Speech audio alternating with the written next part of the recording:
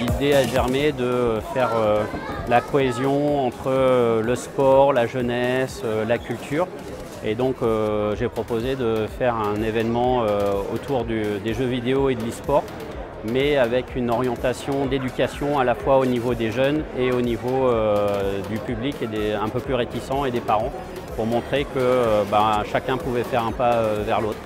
Non, l'idée c'était vraiment un engagement, ce que j'ai dit hier soir à l'inauguration, c'était un engagement de la campagne électorale, volontairement rattaché au chapitre du sport, puisque Torcy est une ville sportive et on a des résultats importants dans plusieurs sports collectifs ou individuels.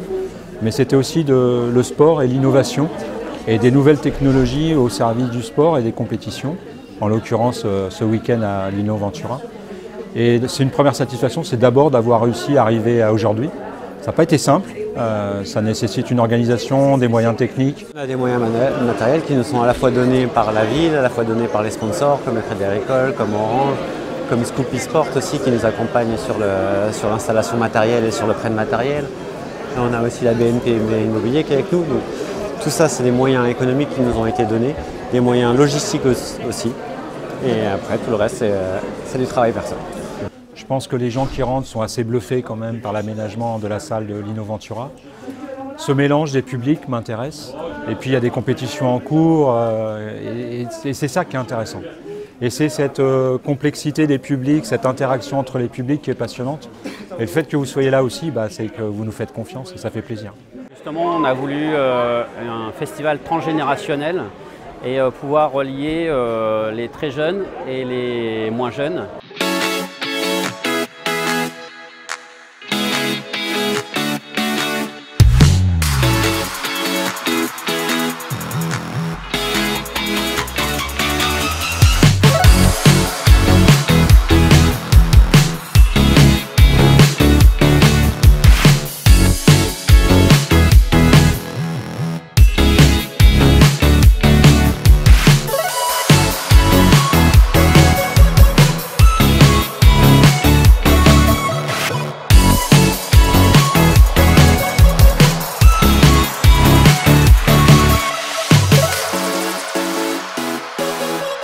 On a la chance d'avoir avec nous des joueurs qui sont parmi les plus performants de la planète, les plus titrés. On a quelqu'un ici qui a 3 victoires en Coupe du Monde, avec 100% de victoires en Coupe du Monde, ça n'existe pas.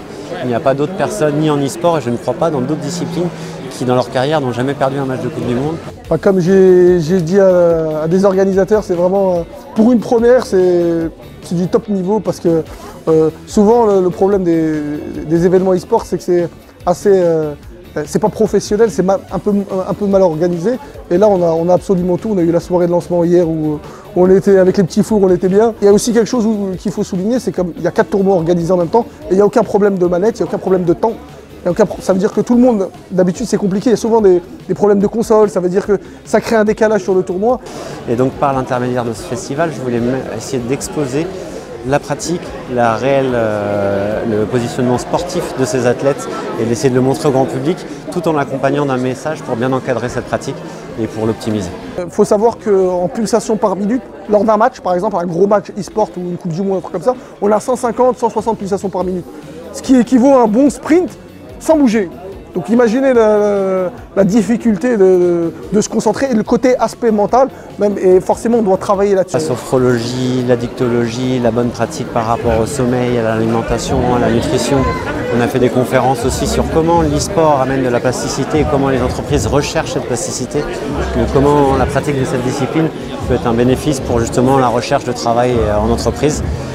Et on a fait tout ça en fait dans cette démarche-là. Ouais. C'était un vrai challenge et l'ensemble des équipes de la mairie de Torcy, les équipes techniques, les partenaires qui nous ont suivis, on est super contents et on a hâte de voir ce que pourrait donner la deuxième session.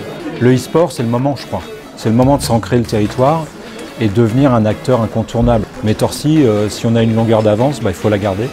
Et donc l'année prochaine, avec les partenaires, avec tous ceux qui gravitent autour du e-sport, on veut vraiment être en première ligne. Et puis il y a un événement majeur qui s'annonce en 2024, c'est les Jeux Olympiques et Paralympiques. On va être directement concernés, nous, sur Paris-Vallée-de-la-Marne avec le stade olympique de Vert-Torcy et notamment les épreuves d'aviron, de canoë-kayak. Shell avec le skatepark. On a des centres d'entraînement qu'on essaye pour l'instant de positionner au niveau de l'agglomération et des équipes nationales ou étrangères en 2024. Après, c'est vrai que c'est une première, donc du coup, voilà, les gens ne savaient pas. Aujourd'hui, le public ne savait pas. Maintenant, ils voient notre orientation. Je pense qu'aussi avec la presse qui va nous relayer, je pense qu'il y a tous des éléments pour que la deuxième édition soit encore meilleure que cette première édition.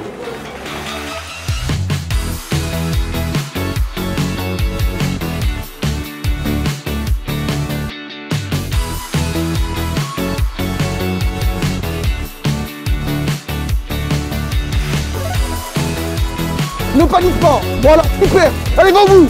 Allez, allez, allez. Oui. On est revenu dans le match, t'as vu?